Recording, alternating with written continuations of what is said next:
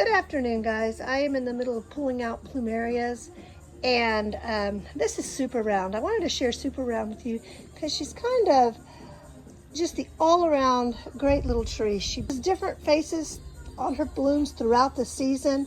Now this one, you can see the roots coming out of the bottom of the black bucket.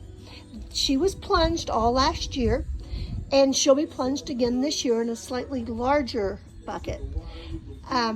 But you know, here we have a dilemma. Do we cut off the roots, or do we keep those roots on and cut the bucket? Well, I normally let the plant tell me what it wants me to do. As I start to remove this bucket and shake the dirt off, I will determine if that root is a nice, viable, good, healthy root, or if it's just brittle and kind of a dead, just some dead weight on the tree.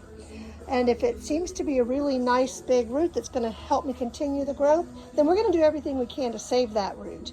If not, then I'll just cut it off and we'll move forward and put her in the bath of Garrett juice and seaweed. And just I'm gonna turn this over real quick and take a look at these roots. This one, I'll take a little snip. You can kind of look at them. If they are dried out, they can easily come off. Not going to hurt the plant at all. Yeah, this one, I'm just going to nip it because I don't want it to get in the way of removing it. All right, now we're going to move over to this side. This one is already broken off, so it's damaged. We won't do the plant any good, so we can cut that one off. Now we've got this big one over here. Now I'm kind of feeling it. Geez, let's see. Oh man, tell you what, I'm gonna dump it. I'm gonna see if it pulls through. The holes in this particular pot are pretty good size, and this is a nice root. It looks to be healthy. So I'm going to see if when we remove the dirt from the pot to give our super round a bath in the soaking water and then repot her. See if I can turn this so you guys can kind of see what I'm doing. All I'm going to do, I always save my soil. Now my soil just gets better and better every year. So we are going to take off some of the dirt going around here. And then, let's see, you may not see my head, but that's okay. Let's see if I can get this off of here without... And then kind of pull through, work it gently if we can. Let's see if I get more of this soil out of here.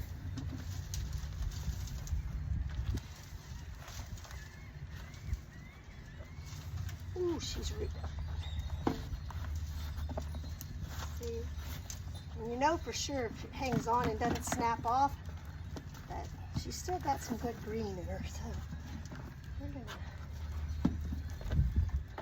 be nice to be an octopus and have more hands.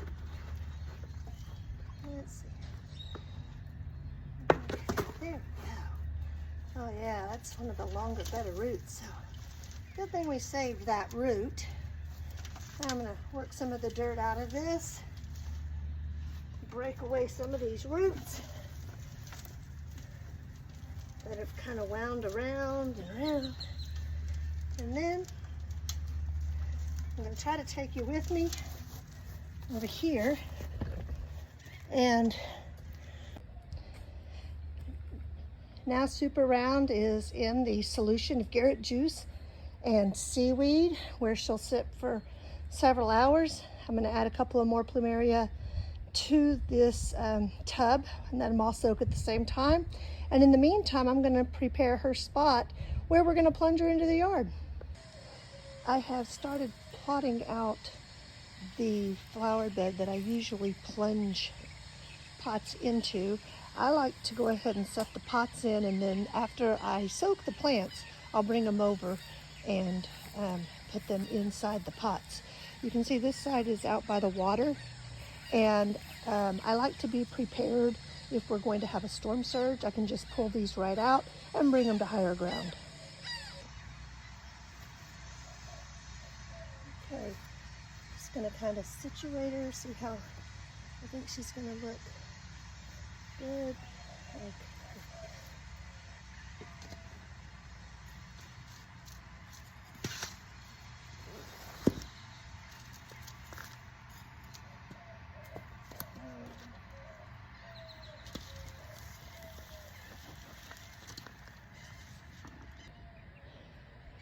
Okay, Super Round and Innocence, and then this is Passion of Nui.